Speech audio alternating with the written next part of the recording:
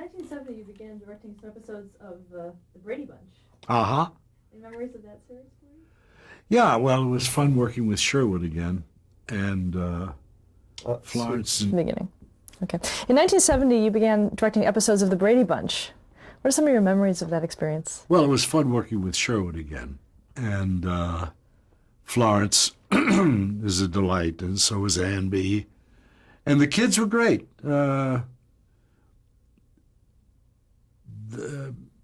It was a pleasant series to do, and very popular.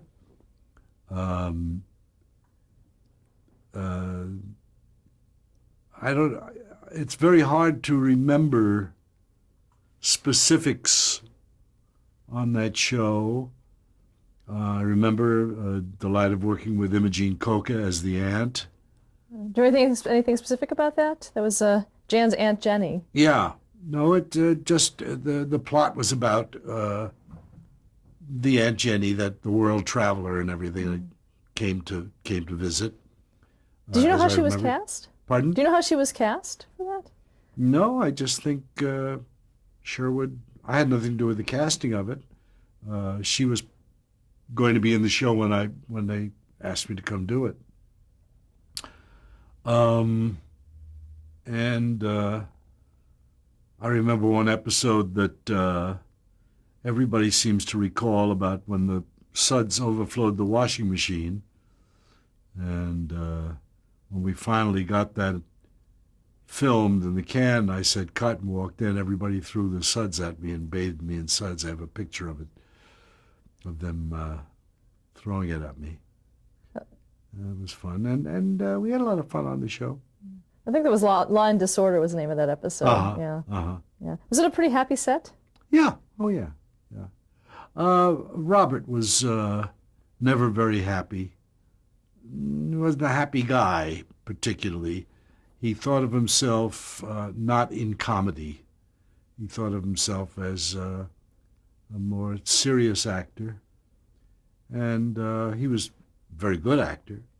But he had done a couple of serious series in New York, a law series with, and then he'd been on Broadway in a couple of shows and stuff. And he thought of himself as a serious actor, and this was kind of, he treated it as kind of fluff. Did it make him harder to direct in that sense? No. Any problem that Bob had was with the script and not with the behavior. If he had a problem, he didn't like what was being written for the character, he would speak to Sherwood about it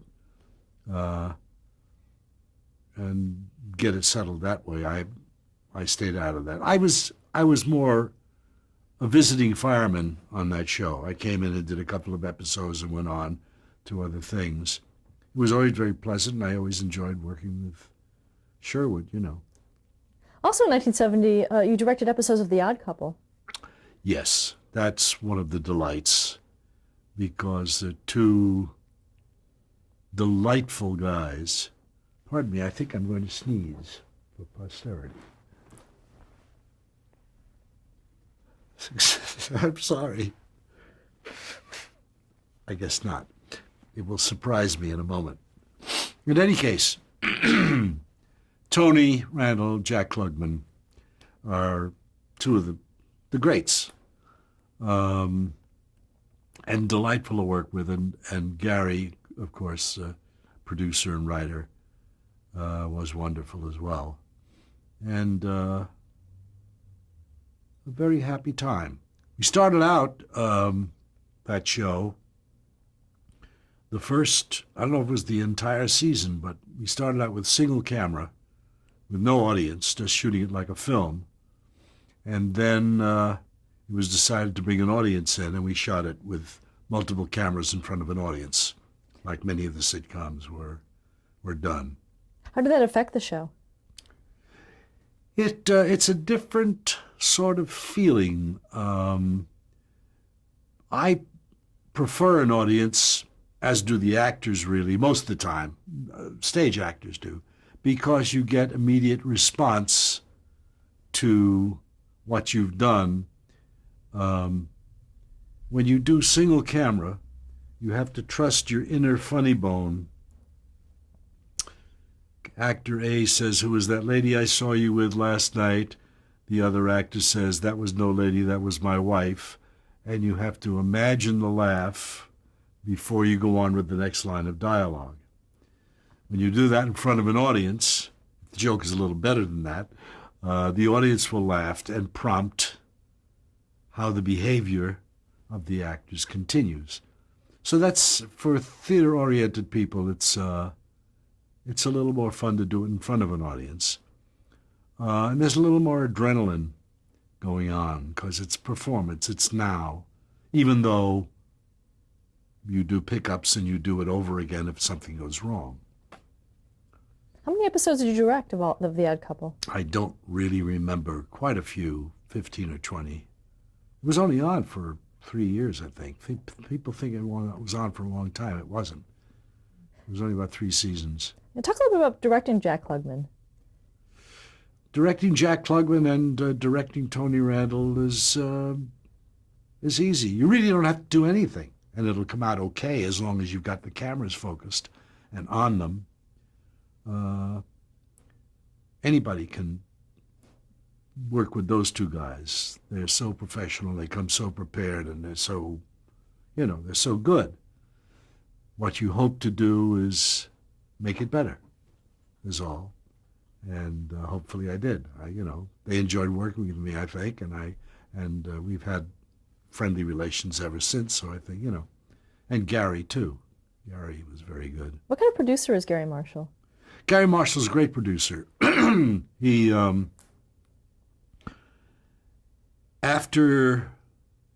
did a wonderful thing for writers, for example. He had a bunch of kids who would follow him around who wanted to get into comedy writing. And after our run-through, before audience, the day before, after we did our camera blocking and did a run-through at the end of the day before shooting, we would all sit around, the actors, the writer, Gary and the writers, and a bunch of neophyte writers who wanted to see how the process worked, and we would pick apart jokes that didn't quite work or pieces of script that needed to be fixed or replaced or sharpened or polished. And everybody would have a free-for-all. And if one of the kids felt, Gary made the atmosphere such that they felt, how would it be if he said and give a line, and if everybody liked it, that went into the script. I don't know if they were paid for it or not. I have no idea. But it was a nice, gentle, open atmosphere for creative people. Also in the 70s, you worked on Love American Style. Yeah, I did a few of those. I don't know how, just odd weeks open, trying to fill a schedule. You try at the beginning of the year when you were freelancing, when you weren't attached to one series, as I was in later years, to fill in as many weeks as possible, because that's all you had to sell was your time. And some years I did quite a few shows, and some years not quite as many, But so I did 2 Love American Styles that I can remember. One that I enjoyed very much was with Burgess Meredith, which was kind of a French farce, kind of a Feydeau farce, where he was, I don't remember the plot exactly, but he was continuously running in and out of bedroom doors and trying not to be caught at whatever he was doing. But he enjoyed it very much. He had a lot of fun, and I had a lot of fun with him. And then I did one with Rich Little, where he was on an airplane, and I don't remember anything about that one except that. They were, a lot of the shows that now are repeated on Nick at Night or Television Land, TV Land, or one of those shows, that people see are, at the time, they were just jobs. One got up in the morning, brushed one's teeth, ate breakfast, went to work, and were not memorable except for something that might have happened, any more than somebody who goes to any job every day and one doesn't remember what specifically they did that day, except for the time the water cooler exploded and got everybody wet, things like that. So I feel a little abashed that some of the episodes, which when I see them I'm not unhappy about, they're a good piece of work, not memorable to me because they were just that day's work. Okay, there'll probably be a few more of these in some of the shows I mentioned. Uh-huh. Now, you did in 1972. You did some episodes of the Mary Tyler Moore Show. Yes, that was a lot of fun. By the way, the Odd Couple was a tremendous amount of fun, and challenging those two guys to how about if we did it. I remember one time on one episode. Tony loved to be challenged, and Felix, the character, was continuously going, clearing his sinuses. And we had one episode where he was searching for something in the dark in the kitchen. He didn't want to put the lights on because it was the middle of the night, and he didn't want to wake Oscar. Didn't want to put the lights on anywhere. So he was in the kitchen very quietly going, And I said, Tony, how about putting a question mark on one of them when you discover what you're looking for? He said, okay. And got a huge laugh as he put a question mark on it. So that was fun, that kind of little tiny things that you happen upon. Getting on with the next show. Mary Tyler Moore Show. Mary Tyler Moore Show, yeah. Jay was going off to direct a Neil Simon film. Jay Sandrich? Jay Sandrich, yeah, who was their regular director. And they called me to come in and do a couple of episodes, and I was delighted because I knew Mary from the Dick Van Dyke Show that I had done, the couple of Dick Van Dyke shows that I had done. And so I came in and did 2 episodes and enjoyed them very much. They were a wonderful group, and the scripts, Jimmy Brooks and Alan's scripts were wonderful to work with. We did one, I remember, Good Time News or Good Time, Bad Time News, something like that was the title, making fun of the new format at that time of the ABC News was all fun and games and laughing and chuckling. And the format of the show was trying to change their newscast that way. And Ed Asner's character hated it and proceeded to get drunk at the bar. And we had a lot of fun with the drunk scene. And it was a good show. Good show. Also in 1972, you directed 2 episodes of All in the Family. Yes. Well, John had been directing all of them, John Rich, and he was also producing it. And Norman was getting more and more shows and had to take hands off a little bit on all the shows and promoting people to be producers with his supervision, of course. And John wanted a little relief from the directing chores. So he asked me to meet Norman and come in and do a couple of shows, which I did, and had a great time with that gang. Was that the first time you met Norman there? Yeah, that was the first time I met Norman. And actually, John and I, of course, having grown up together, we were teenagers, high school and then college and then afterwards. Being so close, and we're very different personalities. And John's a very talented guy.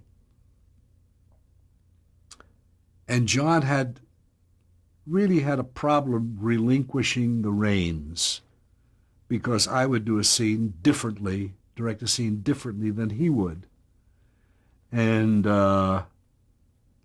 it became a little uncomfortable. We both learned that it was too hard working with one another, and something which Norman had hoped would work out to be a permanent arrangement, he and I both recognized would not work on a long-term basis. So we just did the 2 shows. And he asked me to come, then immediately called me and asked me if I would come in and direct Maude, because had done 7 or 8 episodes, and it had gone through 4 or 5 directors at that point. And I said I would. I had a couple of Mary Tyler Moore shows to do first, the ones we just talked about, and then I could come back. So I came back, I think it was the 11th show.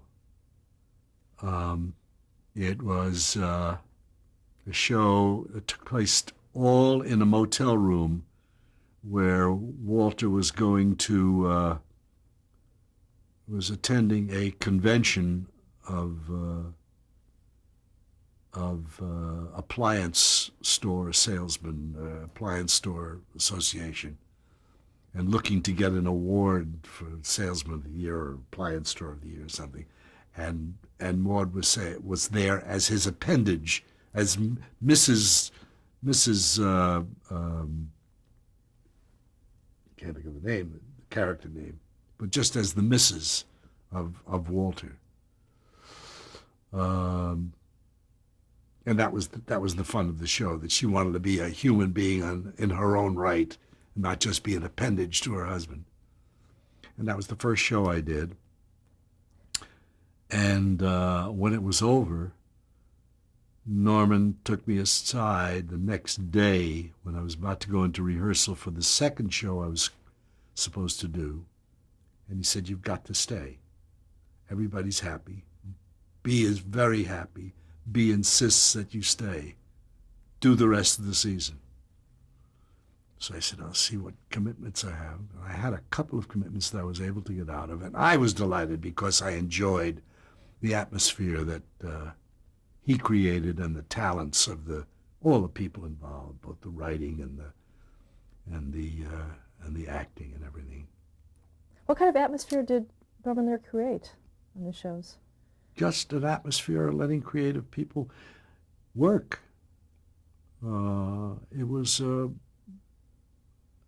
It's Garson Kanin once said it, and I've always tried to follow this as a director. It's something, and that's why I was happy with Norman. I've always felt that the director's main job, director's primal job, is to create an atmosphere in which creative people can feel free to work. They can feel free to try things that are bad, take risks, because that's the only way you stretch. That's the only way you can find things to do that are above and beyond the norm. And Norman did that with us. We would try things that were not in the script. And he and Rod Parker, who was the producer, who later became my partner, at that point he was the producer of Maude, loved to be surprised. They never came to rehearsal hall while we worked. They waited until the run-through day. They never poked if Norman wanted to say something to me or to B or something, there was a knock on the rehearsal hall door, and he would stick his nose in and say, "Is it all right if I come in?" Now, this is Norman Lear, the boss, But he knew that was not his territory while we were working. That was our territory. And we would stop work and accommodate whatever he wanted to talk to us about. He would go, and we'd go back to work. And we would find things that they were surprised at. a new line, a new piece of business, various ways of approaching a scene that they had not envisioned, and they would laugh and roll on the floor and love it. If they didn't like it, they would say so, and it would be changed, you know. But it was a wonderful atmosphere to work, creative atmosphere to work. Describe the premise of the series itself. Well, the premise of the series was to be 180 degrees away from the Archie Bunker knee-jerk reactionary to the knee-jerk liberal.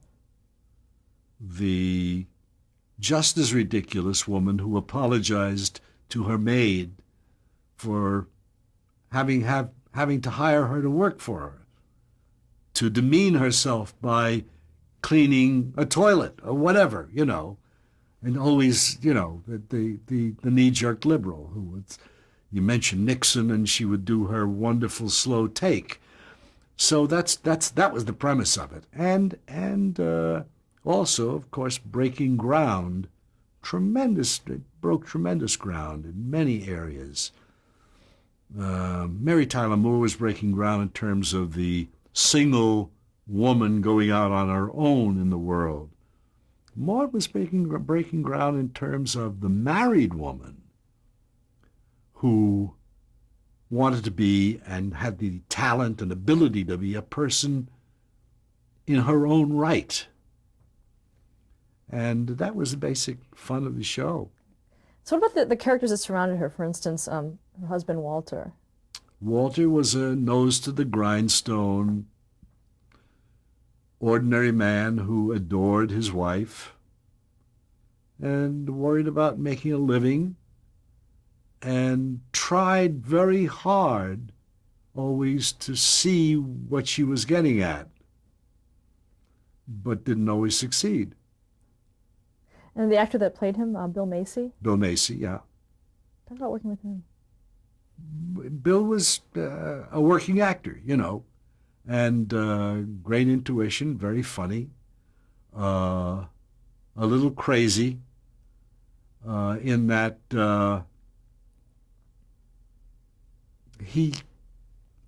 when he didn't understand something he was doing, he would do silly things that didn't have anything to do with the script, and you had to pull him back to what we were doing.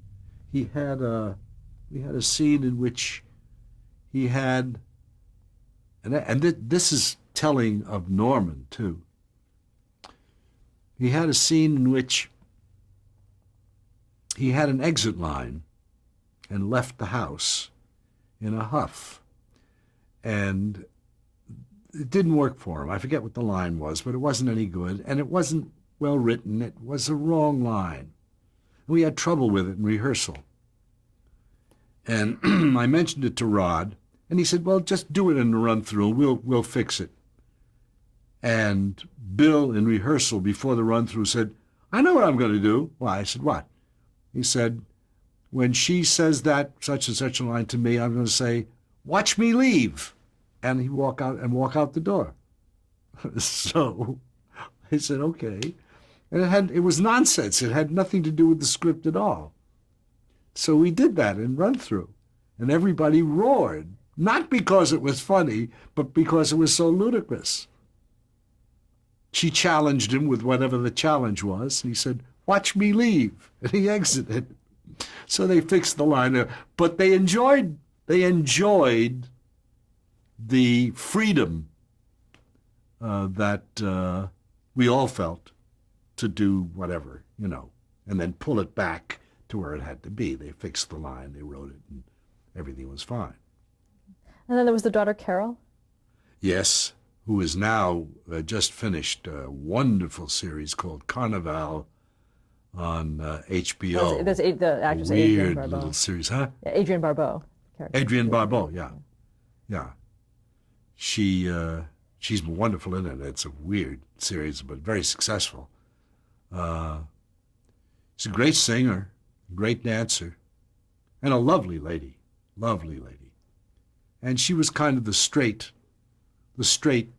pin in the series because everybody else was a little nuts The maids were always nuts, so, just a little off center. Florida, who was the black maid, followed by Hermione Badley, who played the English maid later on, who were all, just slightly off center. Well, let's talk a little bit about Esther Roll, the Esther. actress. Yeah, Esther was a very, very fine actress who had, I always felt, a strange lack of a sense of comedy. Not a lack of sense of humor, but a lack of a sense of comedy. She had certain comedic attitudes which were funny, but really didn't have a sense of what was funny in what she was doing. But it was just constructed so that you couldn't avoid, as long as she put on her attitude and said what she had to say. And of course, out of that, her character grew into another series. Did you have anything to do with Good Times? I brought John Amos in he had been on the Mary Tyler Moore Show for me, he was the sportscaster on the episode that I did of Good News, Bad News thing. And when the idea of her husband came up for the character in Maude, while she was still the maid in Maude, I said, I've got just the guy who can play her husband, who's terrific. He's strong. And I brought John Amos in.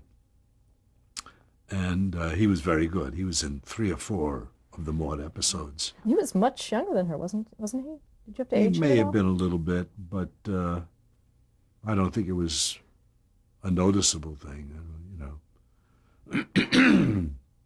He now plays on West Wing a lot. He plays the Admiral, advisor to. I just saw him a couple of weeks ago. He's in good shape. And he,